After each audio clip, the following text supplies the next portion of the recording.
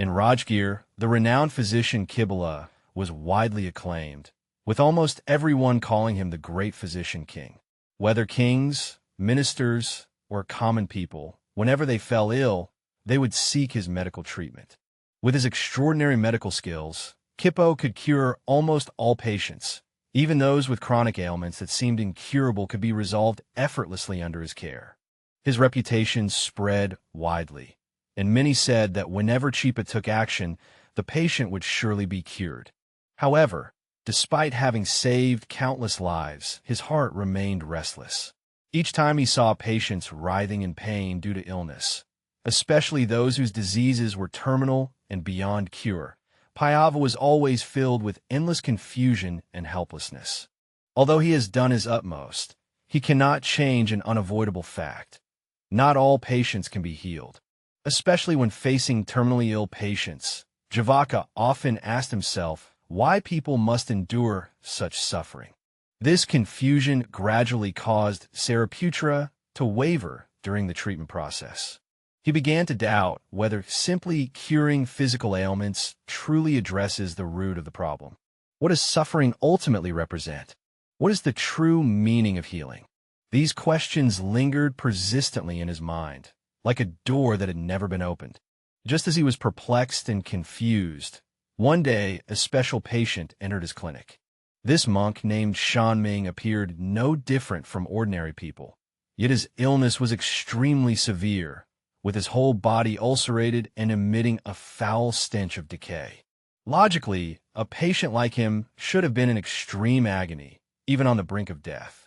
Yet, strangely, Bhikkhu Shanming continuously maintained an extraordinary serenity, with no trace of pain on his face, but rather a faint smile. Chipa approached to diagnose him, her heart full of doubt, and could not help but ask, "Venerable, your condition is so severe. How can you remain so peaceful?" After all, in her many years of medical practice, patients with an illness like Shanming's would long have been in unbearable pain, yet the bhikkhu before her appeared completely unaffected by his suffering. Good enlightened bhikkhu looked at Jiva and smiled, replying, "Great physician king, I know your medical skills are profound, having cured countless patients, but have you ever considered that pain is not solely physical? The true cure lies in the tranquility of the mind." This sentence struck directly to Jiva's heart like a heavy hammer. He paused his actions and fixed his gaze steadily on Shanming. The monk continued, "Although illness torments the body, it cannot touch the true mind of a person. You can heal a person's body, but if their mind remains trapped by suffering, fear, and attachment, they will never be liberated from suffering." Suddenly, Subhuti was startled, and he began to recall every patient he had ever treated in the past. Indeed, although he cured many patients with his exceptional medical skills, their hearts did not attain true peace after recovery. Many people, even after their ailments have subsided, remain entangled in craving for health and fall into anxiety at the slightest discomfort. Is healing the body merely addressing the symptom without curing the root cause? Venerable Shanming seemed to see through Jippo's thoughts. He sighed softly, his tone filled with compassion. Suffering is like a mirror. It reflects the attachments and impermanence within our hearts. Some suffer greatly due to attachment to health, while others can awaken amid suffering, letting go of their attachment to health and life, thereby transcending illness and pain. Look at me. Although my body is enduring great pain, my mind is not suffering because I have understood that bodily pain is impermanent. It is temporary, like a passing wind. Eventually it will cease. The voice of Bhikkhu Shanming was deep and resolute, while what I seek is inner tranquility and wisdom that transcends birth and death.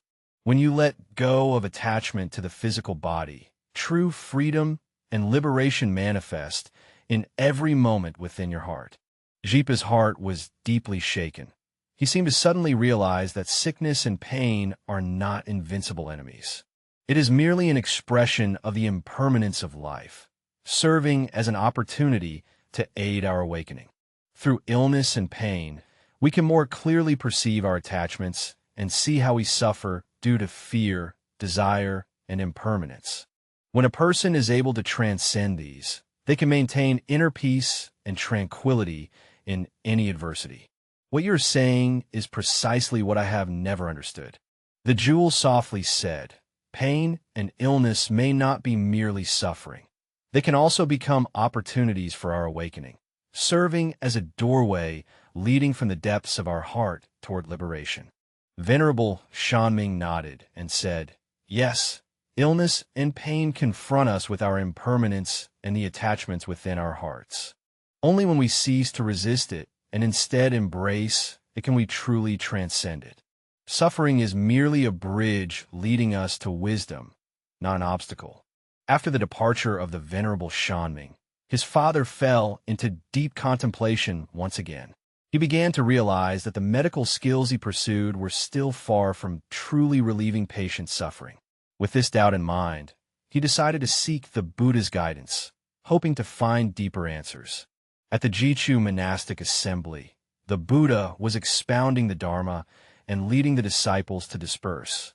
He respectfully approached and asked the Buddha, Sakyamuni, I have seen many patients struggling in pain, but a monk like Venerable Good Wisdom who remains calm amid extreme suffering is truly beyond my understanding. Why is he able to be so serene? Could there truly be such a profound connection between suffering and liberation?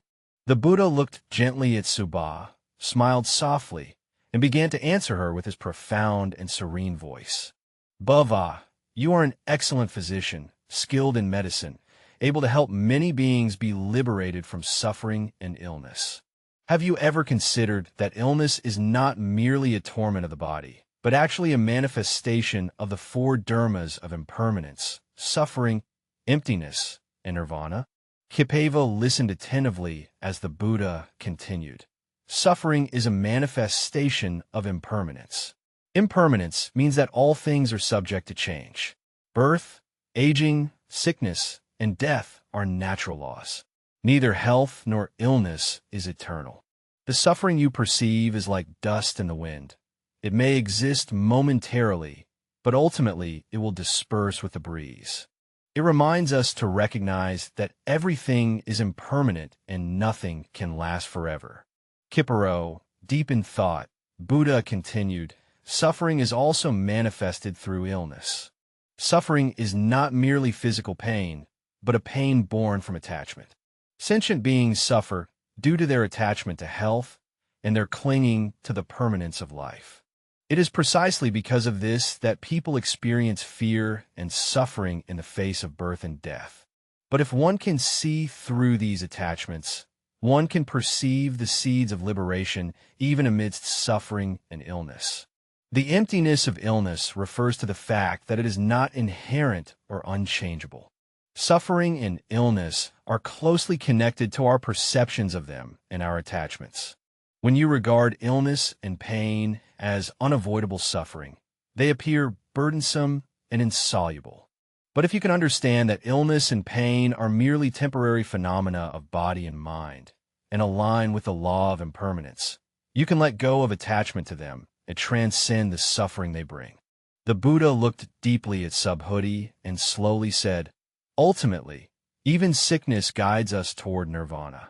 Nirvana is liberation, a state transcending birth and death. When we're able to let go of our attachment to the body and relinquish our craving for healthy life, our mind will attain true freedom. After hearing this, Kipa felt a profound clarity in his heart. The Buddha's teachings helped him understand that the meaning of illness transcends mere physical suffering.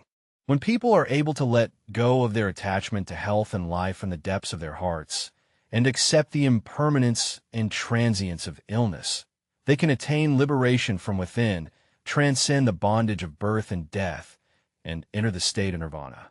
I understand, Venerable One, that prayer with bowed head and joined palms in the face of illness is not merely about healing the body, but more profoundly a path to transcend inner attachments and attain liberation. He looked at the Buddha with gratitude, his heart filled with reverence for wisdom and a wholehearted understanding of life. The Buddha smiled and nodded. Yes, Kipa, Healing physical ailments is necessary, but even more important is helping patients see through attachments and let go of their obsession with life, death, and health. True healing is not merely the recovery of the body, but the liberation of the mind. These words deeply moved Sabah. He understands that he is not only a healer, but also a guide, one who can help sentient beings attain liberation through the wisdom within their own hearts. From then on, pain and suffering no longer appear to him as mere torment, but as a bridge to liberation, an opportunity to awaken and transcend birth and death. As his understanding of the Buddha's teachings deepened, Kappa's inner being underwent a profound transformation. In the past, he always focused his energy on healing the patient's bodies, doing his utmost to alleviate their suffering. However, he now begins to realize that merely treating physical ailments is insufficient to achieve true liberation. He increasingly understood that true healing begins from the mind, helping patients to see the impermanence of life, let go of attachments, and find inner peace. One day, a patient asked Subhuti, "Great physician, can my illness still be cured?" Subhuti replied, "The ailments of the body may perhaps be cured, but what is more important is to heal the attachments of the mind." Kriya's transformation not only advanced his proficiency in medicine, but also elevated him to a higher realm on the path of life. As time passed, Shaming's illness worsened day by day. One late night, he called upon Chipa, facing his condition with calmness, yet filled with gratitude. "Great king of the first year, I am deeply grateful for all that you have done for me.